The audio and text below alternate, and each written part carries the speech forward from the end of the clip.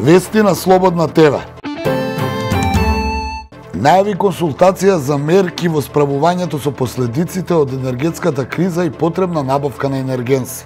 Заклучокот од вчерашната седница на Владиниот економски совет е дека енергетската состојба е стабилна, а наредната недела владата ќе излезе со мерки за најранливите категории граѓани и компании. Испратен и апел за одговорно однесување кон енергенсите. На економскиот совет коморите и синдикатите ги повторија своите барања, а ставовите и совети изнесоа и експерти, универзитетски професори и академици.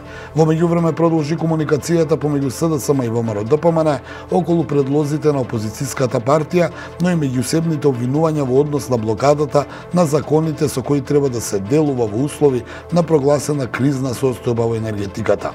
На состанокот на економскиот совет биле разгледани сите опции за снабдување со електрична енергија од домашно производство, како и модалитетите за поддршка на стопанството и граѓаните кои тоа им е потребно.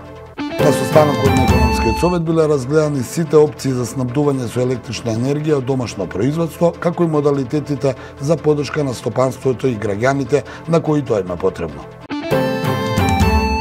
Во Прага денеска за прв пат ќе се одржи средба на Европската политичка заедница на која ќе учествуваат 44 лидери од сите земји од континентот.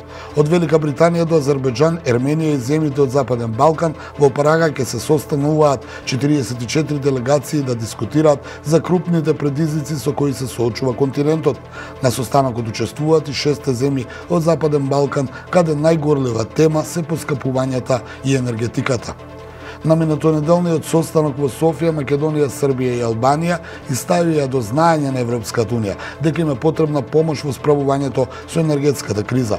Планот според дипломатски извори е да им се помогне на земјите од регионот да се придружат кон енергетската платформа на Европската унија.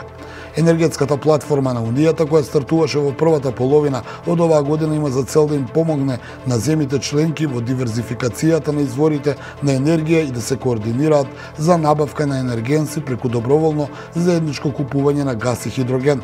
Ова е една од алатките кои треба да им помогнат да се намали зависноста од рускиот газ. Освен вклучувањето во енергетската платформа, Европската комисија вели дека има намера да обрне посебно внимание кон областите кои се најзасегнати од кризата предизвикана од војната во Украина.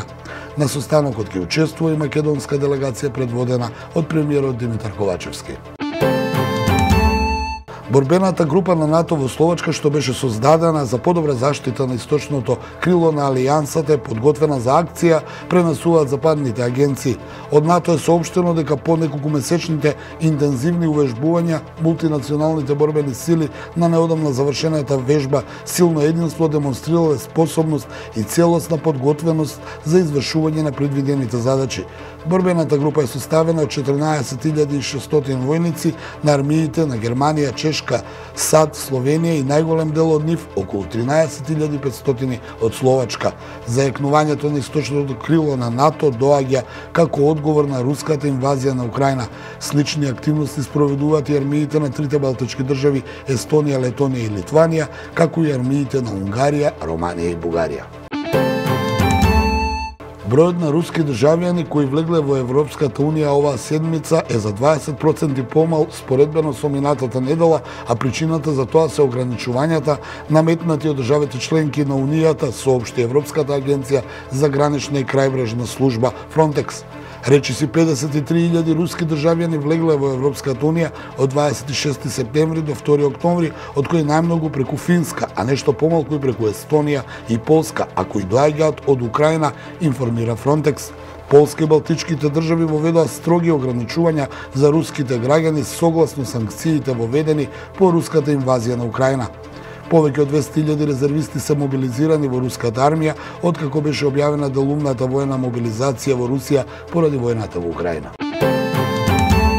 Времето денеска сончево со мала до умерена облачност, температурата ќе се движи од 19 до 25 степени. Во Скопје сончево со мала до умерена облачност, а температурата ќе се искачи до 23 степен. Ова беа најновите вести на Слободна ТВ.